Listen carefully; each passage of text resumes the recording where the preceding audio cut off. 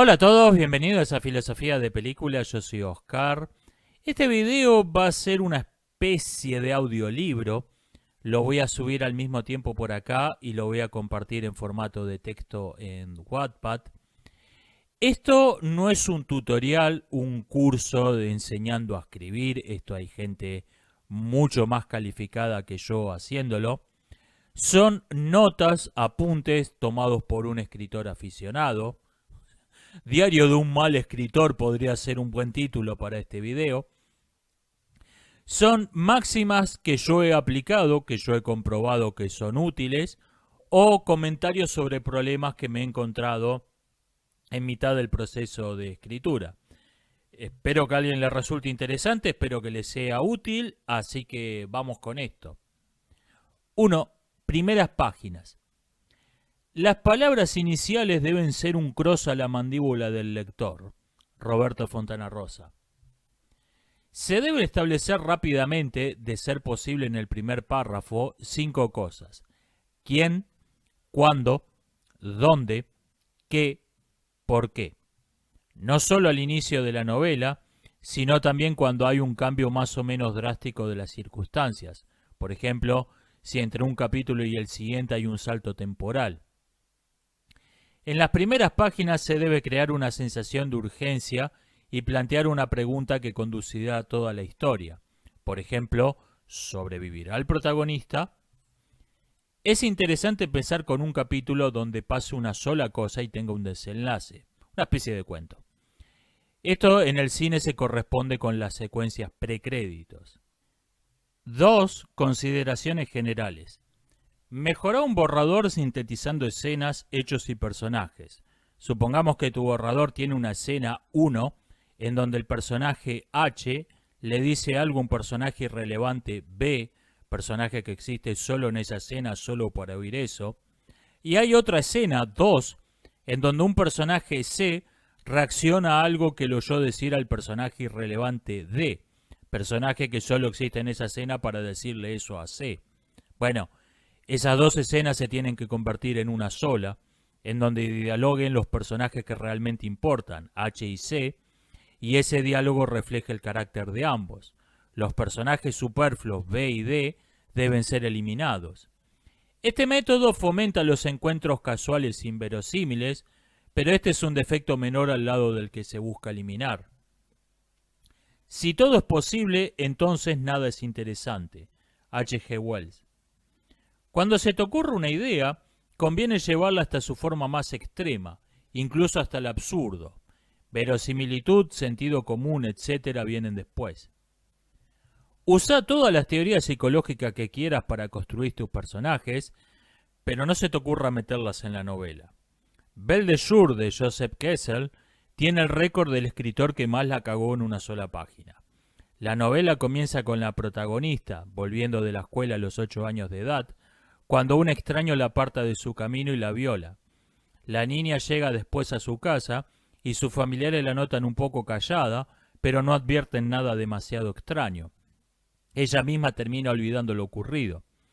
La historia entonces da un salto temporal de unos 20 años y nos encontramos con que toda la trama está causada por un hecho que nadie recuerda y que no vuelve a ser mencionado en todo el resto del libro. No conozco otro ejemplo donde una sola página tire tan abajo un libro. Creo que esa especie de historia clínica freudiana que abre esa novela se debe a que el autor tuvo miedo de mostrar un comportamiento demasiado irracional sin explicarlo, porque el lector podía pensar que su novela era absurda si no lo hacía.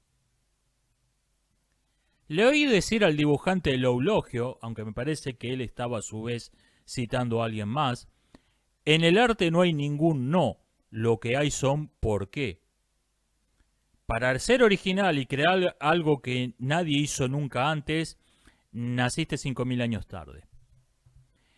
Si un símbolo se puede traducir en palabras comunes sin que se pierda nada de su sentido en la traducción, digamos, el héroe abre sus brazos en cruz como Jesucristo en esa escena porque se está sacrificando por la humanidad, ese no es un buen símbolo. Los animales electrónicos en sueñan los androides con ovejas eléctricas. Ese es un buen símbolo. La política forma parte del núcleo duro de una historia. No se la puede cambiar ni eliminar sin destruir la historia o cambiar su sentido por completo. La propaganda, en cambio, es ajena a la historia e intercambiable como los afiches de una cartelera publicitaria. Creer que deberías escribir de un modo peculiar porque sos de cierta nacionalidad, raza, sexo, etc., lleva a la impostura, y la impostura es el camino a la mediocridad. Vas a escribir distinto de acuerdo a tu nacionalidad, raza, sexo, etc. Si Suzanne Collins hubiese publicado Los Juegos del Hambre con un seudónimo masculino, la delataría como mujer que en su novela no hay ningún dogfight o combate aéreo. Ningún hombre normal deja pasar la oportunidad de meter un combate aéreo en su historia.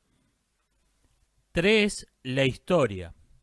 Como al plantear una historia uno tiene un mapa que dice primero tiene que pasar esto y después tiene que pasar eso otro, hay que tener cuidado de que el resultado final se sienta como una proyección de diapositivas y no como una historia. Las subtramas y enfocarte por un momento en personajes secundarios son quizás buenas formas de evitar caer en el efecto proyección de diapositivas. La doble fábula que le gustaba a muchos escritores moralistas antiguos nunca es despreciada lo suficiente. La doble fábula consiste en presentarnos a dos personajes que se encuentran ante una misma opción, tomar el camino A o tomar el camino B. Un personaje elige una opción y el otro elige la otra. A continuación, el autor nos cuenta cómo le fue a cada uno de ellos con su elección, como si estuviésemos en un libro de Elige tu propia aventura. Es mucho mejor contarnos la historia de un solo personaje que hizo una elección. La otra opción debe existir únicamente como fantasía o pensamiento suyo, como algo que consideró y descartó. Quizá el protagonista se lamenta durante toda la novela no haber tomado el camino B en vez del camino A, y al final descubre que el camino B no llevaba donde él pensaba, por ejemplo. Estas variantes de la doble fábula son más interesantes que la doble fábula. La teoría del monomito o viaje del héroe de Joseph Campbell es la explicación teórica y el círculo de Dan Harmon es su aplicación práctica. El círculo de Dan Harmon dice que una historia se puede resumir en 8 pasos. 1. Un personaje está en una zona de confort. 2. Pero quiere algo. 3. Entra en una situación que no le es familiar. 4. Se adapta a ella. 5. Consigue lo que quería. 6. Pero debe pagar un alto precio por ello. 7. Retorna a la situación familiar. 8. Pero ha cambiado. El círculo de Dan Harmon es una herramienta increíblemente práctica. Si tenés una idea vaga para una historia dando vueltas en la cabeza, al estructurarla en las 8 etapas del círculo, el cuento se escribe solo. No me extraña que los guionistas de TV, que están siempre trabajando contra reloj, lo amen. Yo lo usé en mi cuento Si hubiera 5 hombres justos y lo recomiendo calurosamente. Otra teoría que goza de mucho éxito es la de los 5 puntos claves del guión. El incidente disparador, que ocurre en la mitad del primer acto, el punto de no retorno, en que el protagonista ya no puede regresar al status quo, generalmente al final del primer acto, el primer desenlace en la mitad del film. Si es una historia de guerra, es una victoria, pero al final van a ser derrotados, o es una derrota, pero al final van a vencer. El clímax o punto culminante y el giro de mitad del tercer acto. Este ocurre cuando la historia parecía haber ya terminado, pero hay entonces un giro de guión sorprendente que resignifica todo lo que pasó antes. Está la fórmula Pixar, que como su nombre lo indica, es la base de todas las películas de Pixar. Había una vez, puntos suspensivos, cada día, puntos suspensivos, pero un día, puntos suspensivos, por eso, puntos suspensivos, y por eso, puntos suspensivos, hasta que finalmente, puntos suspensivos. El peligro más obvio con todas estas recetas consagradas por la experiencia es que todas las historias terminen sonando parecidas. Esto se conoce como el efecto Campbell. El efecto Campbell se produce, me parece, cuando un actor se vuelve perezoso o dogmático. Cree que esas recetas son el modo de contar una historia y no se le ocurre explorar otras posibilidades. Digamos, construir una historia como si fuese un truco de magia. Tomá el argumento de una película porno. Tomá una historia real que te pareció interesante. Basarte en hechos reales sirve para evitar los clichés, pero al final tenés que darle una forma a tu historia. Si una historia real es interesante es porque hay ahí una buena estructura dramática escondida. La retirada de los 10.000 del Jenofonte tiene un final feliz trágico. Sófocles o Esquilo jamás hubiesen escrito algo así, porque eso violaba todas las convenciones literarias de entonces. Pero Jenofonte no era un poeta trágico, era un historiador. No podía cambiar los hechos que estaba narrando. El momento más interesante de tu historia va a ser aquel en donde se aparte de toda fórmula, de toda convención. Es importante reconocer cuáles son esos momentos. No sirve decir, voy a hacer algo distinto a lo que hace todo el mundo. Eso se va a sentir random, no creativo. El contenido de la historia debe romper naturalmente el esquema, la forma. Por ejemplo, Coraline es una de mis películas favoritas y es 100% convención. O sea, no es obligatorio apartarte de lo convencional. Pero a veces ocurre que te das cuenta de que tenés que apartarte de la estructura normal, porque esta es una guía práctica que funciona el 99% de las veces, pero tu historia es ese otro 1%. Lo que no hubiese funcionado casi nunca es lo correcto para tu historia en particular. Digamos, tenés el típico duelo de David contra Goliat y te das cuenta de que en tu historia tiene que ganar Goliat.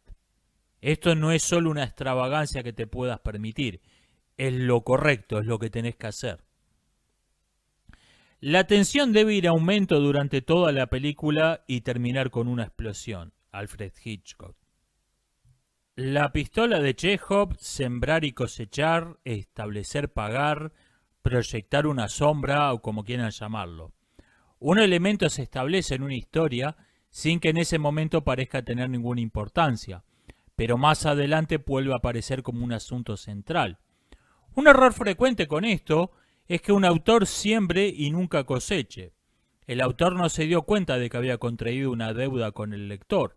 En el primer acto, un personaje carga una pistola y el lector piensa, en el quinto acto alguien va a dispararla. Y no, la pistola nunca vuelve a aparecer ni se la vuelve a mencionar en todo el resto de la trama.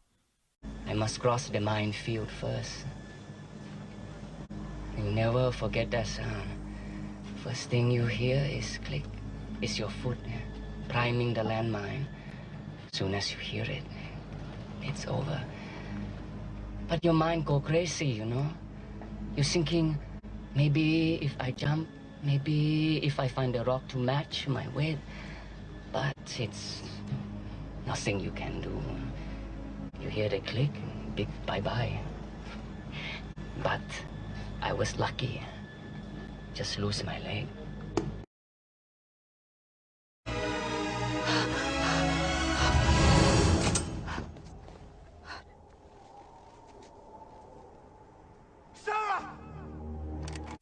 Si creas un misterio, resolvelo en un plazo razonable. Es un defecto sumamente común que una ficción cree un misterio, nos deje en suspenso y lo resuelva de inmediato. Esto se debe a que el escritor escribe el misterio y lo resuelve a continuación, pensando que después va a añadir algo en el medio y por ahí al final no lo hizo. El resultado se siente aburrido y que no tiene ningún propósito. Go ahead. We both know I deserve it.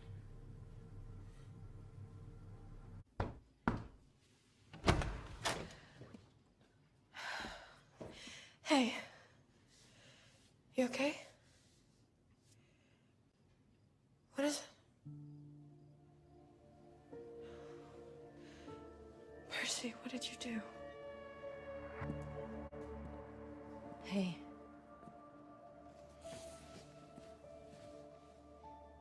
Hey.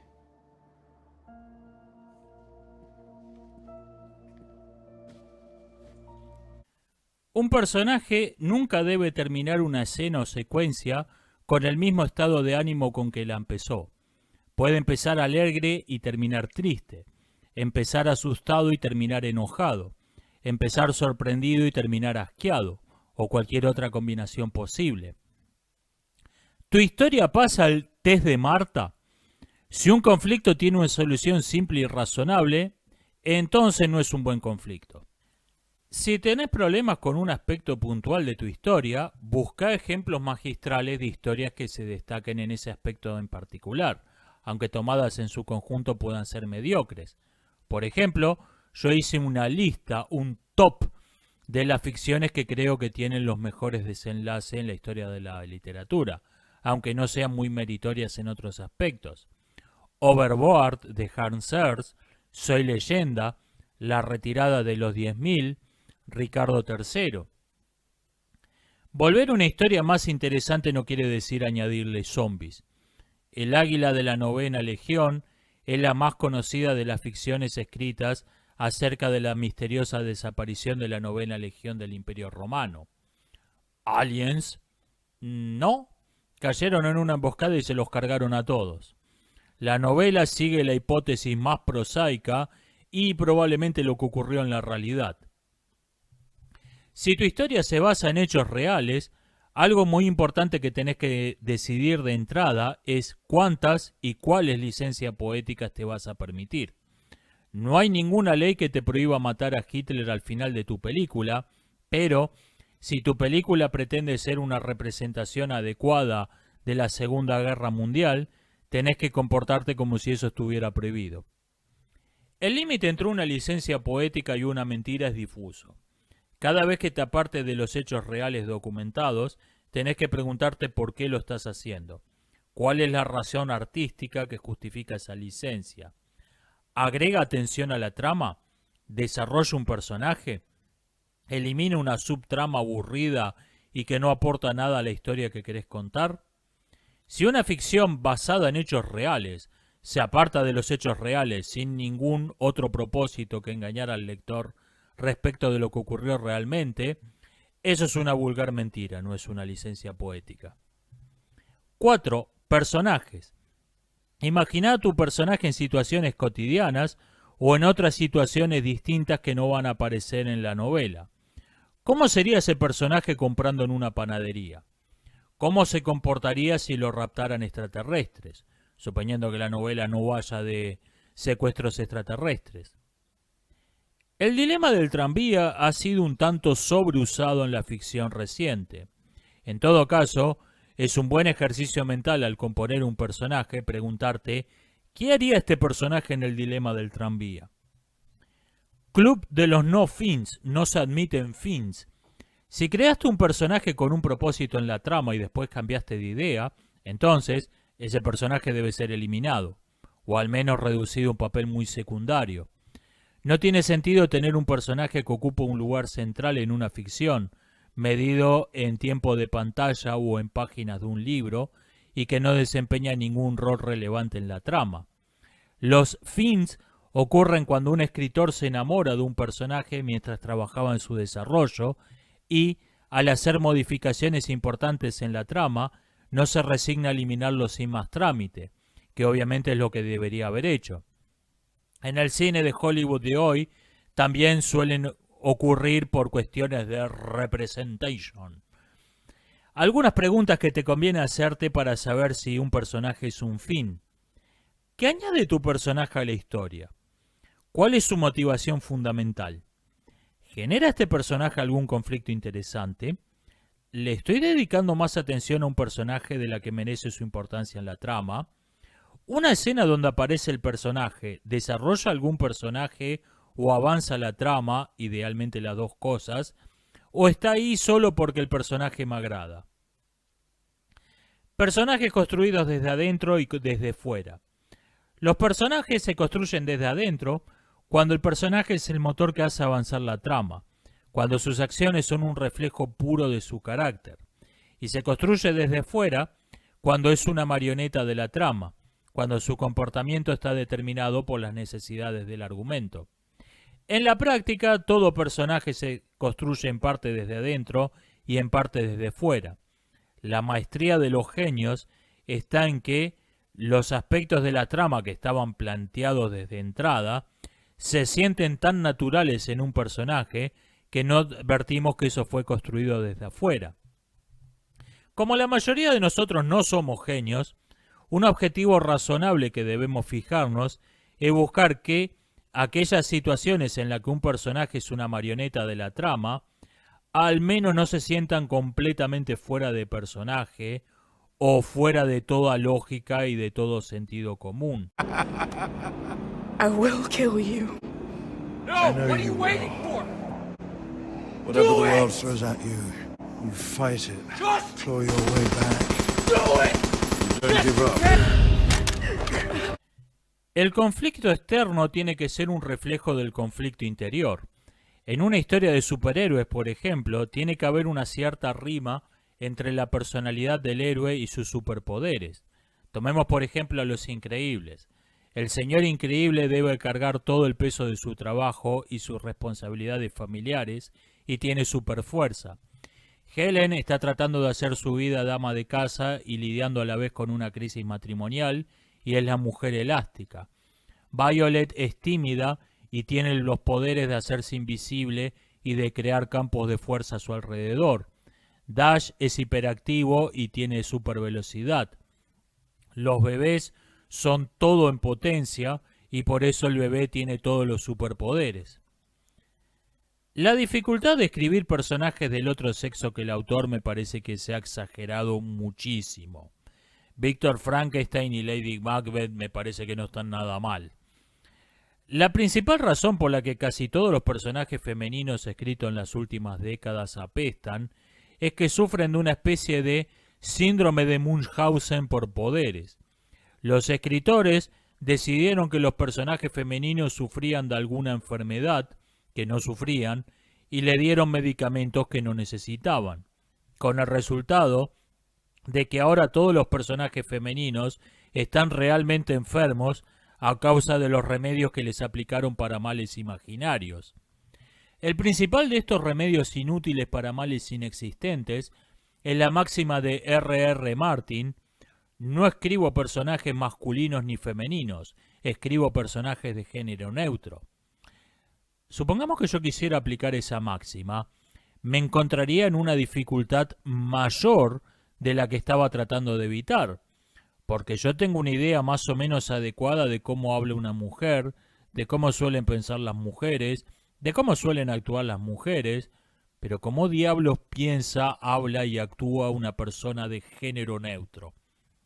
Bueno, no hay otro modo de averiguarlo que ir a ver la aplicación práctica de esa máxima en la obra de su autor.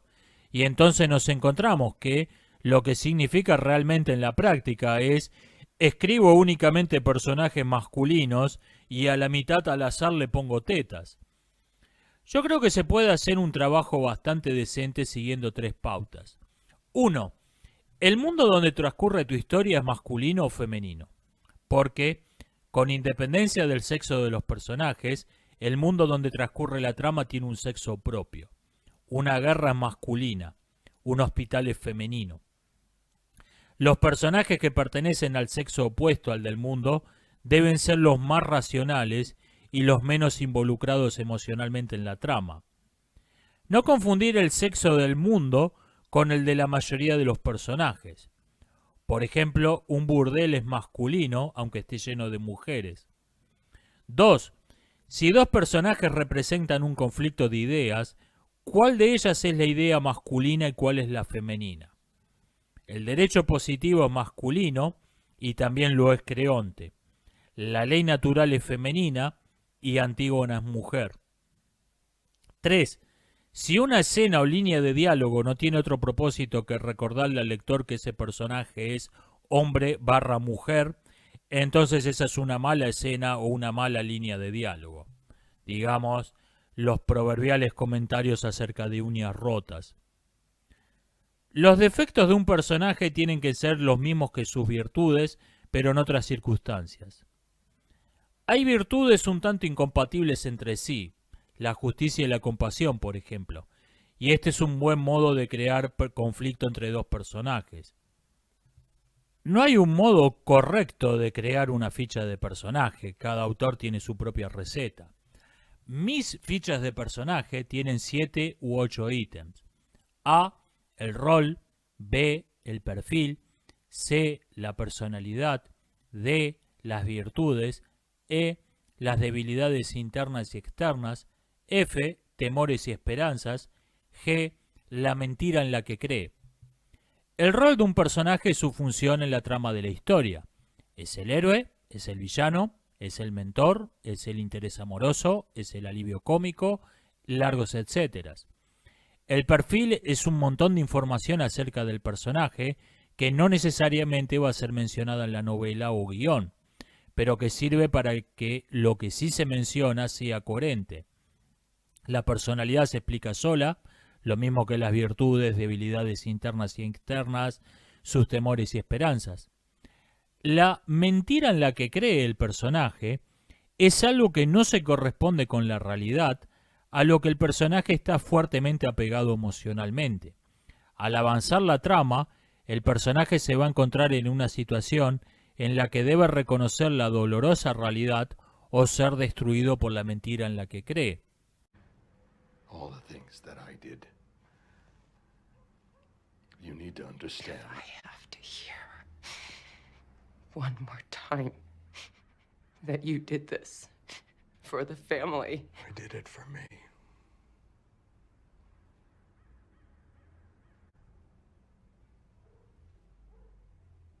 I liked it. I was good at it. And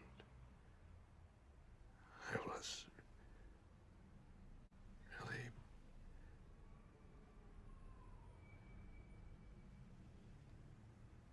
really alive. Un octavo ítem que he empezado a añadirle a mis fichas de personajes es una foto de una persona real.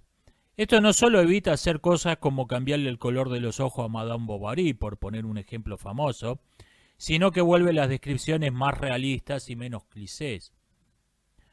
Un atleta uruguayo que había ido a tomar unas clases en Kenia le preguntó al recepcionista del hotel si no había visto a su amigo Keanu.